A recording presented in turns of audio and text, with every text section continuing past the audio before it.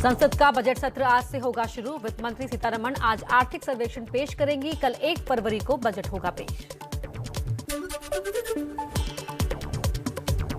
राष्ट्रपति रामनाथ कोविंद के अभिभाषण से आज बजट सत्र की होगी शुरुआत। उसके बाद वित्त मंत्री लोकसभा और दोपहर 2:30 बजे राज्यसभा में आर्थिक सर्वेक्षण पेश करेंगे।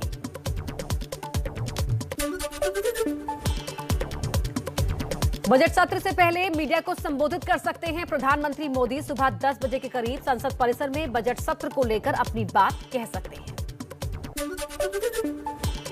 बजट सत्र के हंगामेदार रहने के आसार। पेगासस, एयर इंडिया और चीन सीमा विवाद पर सरकार को घेरने की तैयारी में विपक्ष। इजरायल से पेगासस डील के दावे पर रक्षा मंत्री बोले, सुप्रीम कोर्ट की निगरानी में हो रही है जांच। विपक्ष लगातार मांग कर रहा है सरकार से जवाब। ऑलरेडी सुप्रीम कोर्ट ने एक कमेटी बना रखी है।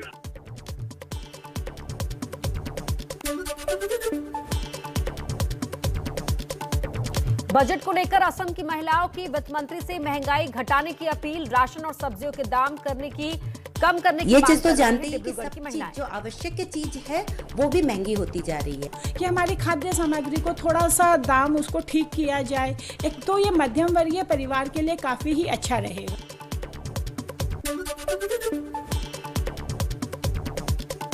कल पेश हो रहे बजट से देश के लोगों को उम्मीद। कोरोना काल में हटाई गई सुविधाएं फिर हो बहाल। रेल किराया ना बढ़े। रेलवे का निजीकरण रोकना चाहते हैं पटना के। नौकरी सब खत्म होते जा रहा है। प्राइवेटेशन खत्म किया जाए। जरा गौर कीजिए, सब कुछ प्राइवेट हो जाएगा तो उन लोग पार्टियां अपने सरकार चलाने के लिए कहां लाएगी फायदा।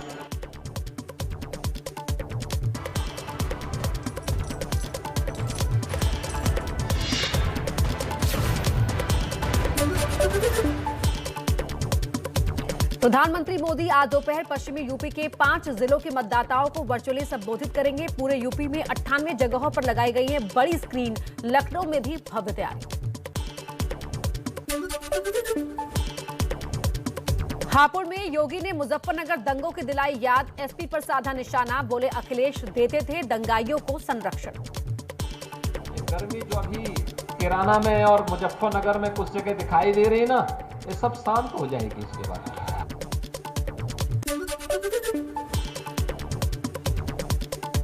यूपी के सीएम योगी का आज आगरा में घर घर प्रचार। मतदाताओं को भी करेंगे संबोधित।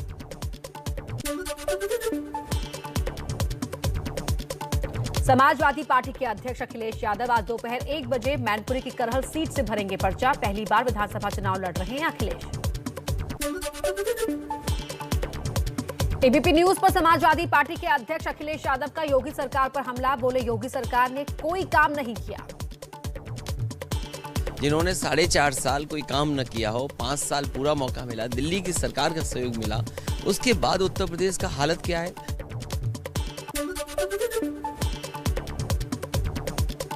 अखिलेश के दागियों वाले बयान पर बीजेपी का पलटवार। कहा, अखिलेश पहले अपनी पार्टी की लिस्ट देखें। अपराधियों को टिकट दिए हैं। कुछ अपराधी जेल में हैं और कुछ बेल पर हैं, तो सभी को टिकट उन्होंने दिए हैं और कुछ को बाद में टिकट देने के बाद भी जेल भेजा गया है। तो इससे साफ हो जाता है कि अपराधियों को महिमा मंडित सिर्फ समाजवादी पार्टी करती है।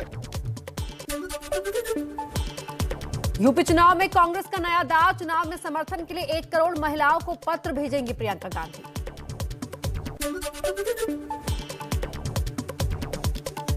यूपी के मेरठ में कांग्रेस प्रत्याशी रंजन शर्मा ने प्रचार के दौरान दिया विवादित बयान। विरोधियों पर साधा निशाना।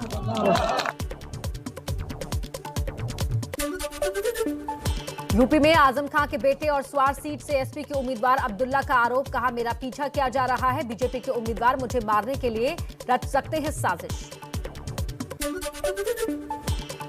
संयुक्त किसान मोर्चा आज विश्वासघात दिवस मनाएगा। हर जिले में डीएम ऑफिस के बाहर प्रदर्शन करेंगे किसान।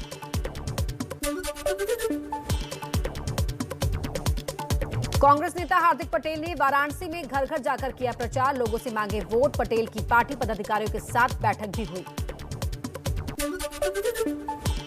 यूपी की बुलंदशहर सदर सीट से प्रत्याशी प्रदीप चौधरी ने प्रचार के दौरान की कोरोना नियमों की अनदेखी। बिना मास्क लगाए ठुमके। पंजाब के सीएम चरणजीत चन्नी आज भदौड़ से नामांकन दाखिल करेंगे। भदौड़ के अलावा चमकौर साहिब से भी चुनाव लड़ेंगे चन्नी। एबीपी न्यूज की खबर पर मुहर। पंजाब के पूर्व सीएम कैप्टन अमरिंदर सिंह आज पटियाला से भरेंगे पर्चा। शिरोमणि अकाली दल के अध्यक्ष सुखबीर सिंह बादल आज जलालाबाद सीट से भरेंगे पर्चा। चन्नी के 2 सीटों से चुनाव लड़ने पर कहा, चमकौर साहिब में लोगों के रुख से डर गए हैं। पंजाब में अरविंद केजरीवाल ने सीएम चन्नी पर साधा निशाना। कहा, मैंने पहले ही कहा था चमकौर साहिब चन्नी हार रहे हैं, वो 2 सीटों पर चुनाव लड़ेंगे, मतलब सर्वे सच है।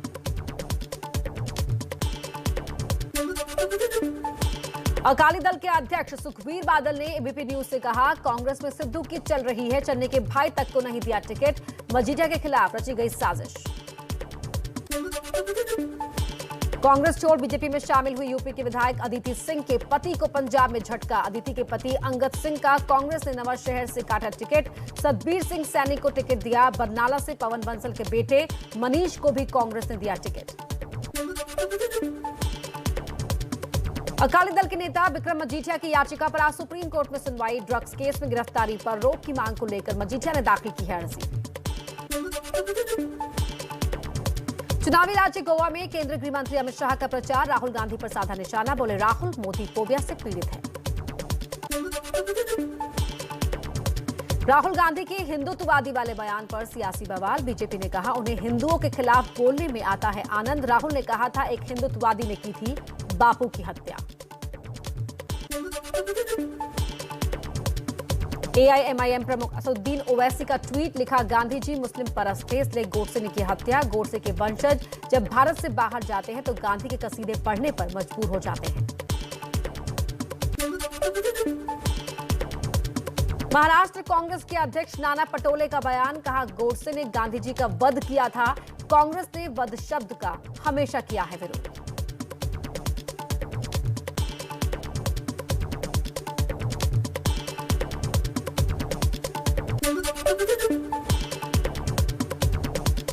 Film why I killed Gandhi की रिलीज रोकने की मांग पर आज सुप्रीम कोर्ट में सुनवाई। क्या कोर्ट लगाएगा रोक? वैक्सीनेशन में भारत की बड़ी कामयाबी। 75% वयस्क आबादी को कोरोना टीके की दोनों डोज लगी। पीएम मोदी और स्वास्थ्य मंत्री ने दी बधाई। देश में कोरोना के केस में कमी। 24 घंटे में कोरोना के 2,34,281 नए मरीज आए सामने। 893 लोगों की मौत। संक्रमण दर 14.50% पर पहुंची। दिल्ली में कोरोना केस घटे लेकिन मौत के आंकड़ों में कमी नहीं। 24 घंटे में 3,674 नए संक्रमितों की पुष्टि। 30 लोगों की मौत। संक्रमण दर घटकर हुई 6.37%। दक्षिण भारत में कहर बरपा रहा है कोरोना। एक दिन में केरल में 51,500 से ज्यादा मरीज, कर्नाटक में 33,000 और तमिलनाडु में 24,000 से ज्यादा केस आए सामने। एमपी के उज्जैन में टूटे कोरोना के सारे नियम। लेकोड़ा गांव में एक मृत्यु भोज के दौरान हजारों की संख्या में जुटे लोग। बेकाबू भीड़ ने गेट तक तोड़ डाला। वीडियो हुआ वायरल। मुंबई में एक दिन में कोरोना के 1,160 नए मामले आए सामने। 2,500 से ज्यादा लोग हुए रिकवर। 10 लोगों की मौत। मुंबई के ब्रीच कैंडी अस्पताल में भर्ती लता मंगेशकर की सेहत में धीरे धीरे सुधार। अब वेंटिलेटर पर नहीं है दीदी, हालांकि अभी भी है आईसीयू में। मुंबई में होटल व्यापारियों की बढ़ी परेशानी। कोरोना केस कम होने के बाद होटल कारोबार में नहीं दी गई ढील, इससे व्यापारियों को हो रहा है नुकसान। मुंबई मेट्रो में सफर करने वाली महिलाओं के लिए हाइजीन का रखा जाएगा खास ख्याल। घाटकोपर स्टेशन परिसर में महिलाओं के लिए पाउडर लाउंज बनाया गया। कैफेटेरिया, हाइजीन से जुड़ा सारा सामान मिलेगा। रायबरेली में शराब कांड को लेकर पुलिस की बड़ी कार्रवाई। जिस ठेके से खरीदी गई थी जहरीली शराब, उस ठेके को किया गया जमींदोज।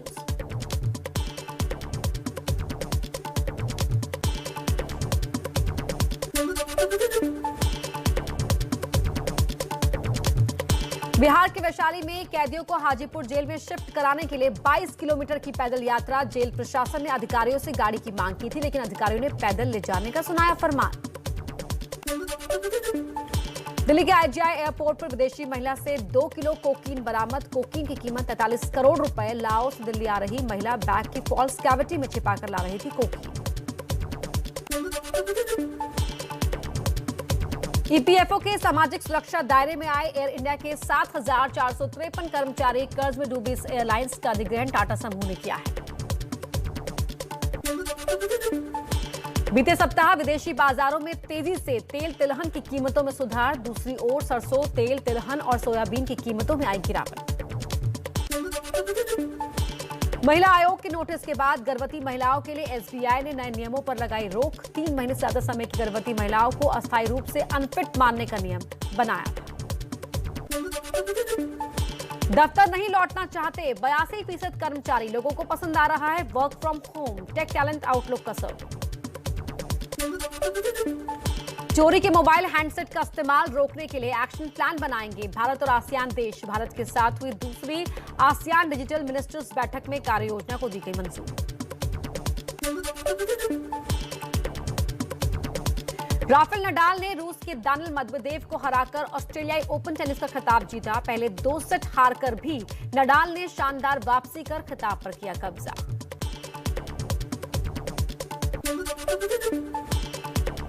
ऑस्ट्रेलियाई ओपन का खिताब दूसरे बार अपने नाम करने के साथ साथ राफेल नडाल ने ग्रैंड स्लैम टेनिस में सबसे ज्यादा सिंगल्स खिताब जीतने वाले वो खिलाड़ी बन गए हैं। नडाल का 21वां ग्रैंड स्लैम सिंगल्स खिताब है।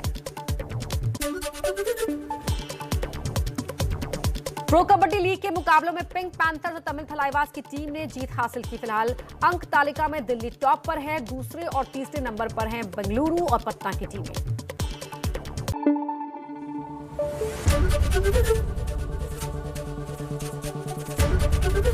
एबीपी न्यूज आपको रखे आगे।